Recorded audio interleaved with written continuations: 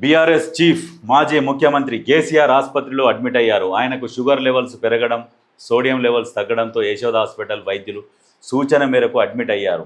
ఆయన ఆరోగ్యంపై యశోద ఆసుపత్రి వర్గాలు గురువారం రాత్రి బులెటిన్ విడుదల చేశాయి. షుగర్ లెవెల్, సోడియం లెవెల్ కంట్రోల్కి వస్తున్నాయని తెలిపారు. ఆయన ఆరోగ్యం నిలకడగానే ఉన్నది, ఎలాంటి ఆందోళన అవసరం లేదని వైద్యుల బృందం సూచించింది.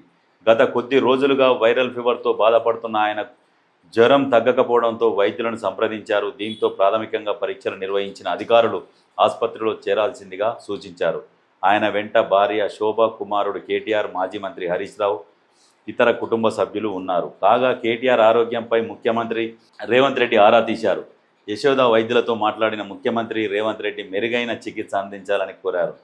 కేసీఆర్ త్వరగా కోలుకోవాలని, సంపూర్ణ ఆరోగ్యంతో ఉండాలని సీఎం ఆకాంక్షించారు. మరి కవిత ఎక్కడ పోయింది? బీఆర్ఎస్ మాదే అన్నది కదా, మరి ఇక్కడ అయ్యకు ఆరోగ్యం బాగలేకుండా మరి కవిత ఎందుకు రాలేదు? వస్తుంది, కాకపోతే ఆమె తర్వాత వీళ్ళందరూ లేనప్పుడు వచ్చి పలకరిస్తుంది. అయితే వాస్తవానికి ఇప్పుడు ఇక్కడ డాక్టర్లు ఏదైతే చెప్పిరో ఎవ్వరూ ఆందోళన పడాల్సిన అవసరం లేదు అని, అంటే డాక్టర్లు ఎవరి సూచన మేరకు చెప్పిరంటే కేటీఆర్ సూచనల మేరకు కేసీఆర్ ఆరోగ్యం నిలకడగానే ఉంది, ఏం ఆందోళన చెందాల్సిన పని లేదు. ఆందోళన చెందాల్సిన పని లేదనే వర్డ్ ఎందుకు వస్తుంది? వాస్తవానికి నేను ఎప్పుడో చెప్పిన కేసీఆర్ గారి ఆరోగ్యం బాగలేదు, రోజు రోజుకు క్షీణించిపోతున్నది. ఆయన పెద్ద మనిషి అయిపోయిండు, ఆయనకు మాట కూడా వణుకుతున్నది. ప్లస్ ఇంకొకటి ఏంటంటే ఈ చెంపలు కూడా వాసినాయి, అంటే ఆరోగ్యం సహకరిస్తలేదు ఆయనకు. నేను మొన్న కూడా చెప్పిన ఆయనకు మతిమరుపు వచ్చింది. మొన్న రజతోత్సవ సభలో కూడా చాలా ట్రైన్ చేసి తీసుకొచ్చిరట, ఏం మాట్లాడాలని చెప్పి తీసుకొచ్చిరట. ఆయన మర్చిపోతున్నాడని ఒక లెటర్ మీద రాసి ఇస్తే ఆడ నిలబడి బలవంతంగా చదివిండు. అది కూడా నిలబడడానికి కూడా ఓపిక సరిపోతలేదు. పెద్ద మనిషి ఆరోగ్యంగా ఉండాలని మనస్ఫూర్తిగా కోరుకుంటున్నాం, కానీ ఇక ఆయన వయసు రీత్యా ఆరోగ్యం కూడా సహకరిస్తలేదు. కాబట్టి ఆయన రాజకీయాల నుంచి రిటైర్మెంట్ తీసుకుంటాడు అని చెప్పేసి సమాచారం. కానీ ఆయనని బలవంతంగా ప్రజలలోకి రావాలని బలవంత పెడుతున్నది కేటీఆర్ స్వలాభం కోసం తండ్రిని ఇబ్బంది పెడుతున్నాడు. నువ్వు ఇప్పుడే చదవకుండా కూర్చుంటే మా భవిష్యత్ ఏంది? నేను ఒక్కసారైనా ముఖ్యమంత్రి కావాలి, ఇప్పుడు నేను నీ పేరు చెప్పాను, నేను ప్రజలకు పోవాలి, నువ్వు ఇట్లా బాగలేదు అట్లా ఇట్లా అంటే మా పరిస్థితి ఎట్లా అని చెప్పేసి కేటీఆర్ బలవంతం మీద మొన్న బయటికి తీసుకొని వచ్చిండు. ఎక్కడ కూడా ప్రెస్ మీట్లు పెడతలేడు. ఆరోగ్యం బాగుంటే, గట్టిగా ఉంటే ఆయన ఎంతలో ఆయన వచ్చు పిలిపించుకోను, ప్రెస్ మీట్ పెట్టు, సరే నెలకొకసారన్నా ఏదో చేసు అంటే జనాలు కూడా అర్థం చేసుకోర్రి. సహకరిస్తలేదు పెద్ద మనిషి ఆరోగ్యం. ఇవన్నీ అబద్ధాలు చెప్తున్నాడు కేటీఆర్ సూచనలు.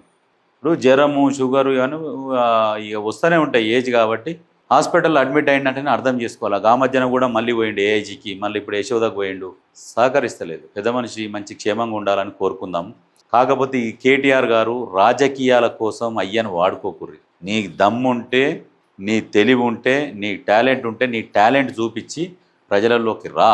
అయ్య పేరు చెప్పుకొని మా అయ్య సావు నోట్ల తలకాయ పెట్టిండు, తెలంగాణ తెచ్చిన నాయకుడు అని చెప్పేసి ఎంతసేపటికి ఆ డప్పు కొట్టుకోకు, ఆ ముసుగు తీసుకో.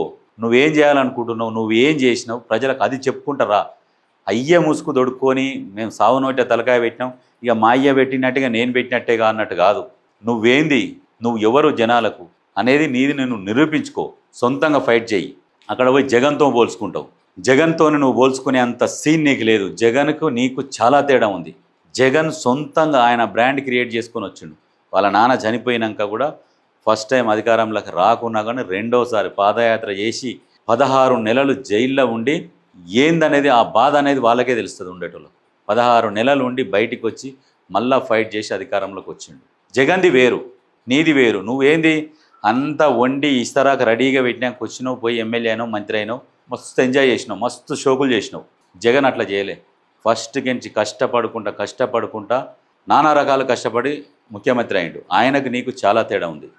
ఎంతసేపటికి ఇక మీ బీఆర్ఎస్ సోషల్ మీడియాలో చెప్తురు, ఏది నీ ఫోటో ఆయన ఫోటో పెట్టి కానీ మా అన్న మీరు ఇక్కడ ఆయన అక్కడ, ఇక రప్ప నెక్స్ట్ మీది 30 అట, ఆయన 20 అంట. నీకు 30 రప్ప ఏం లేదు, అంతా అయిపోయింది మీ పని.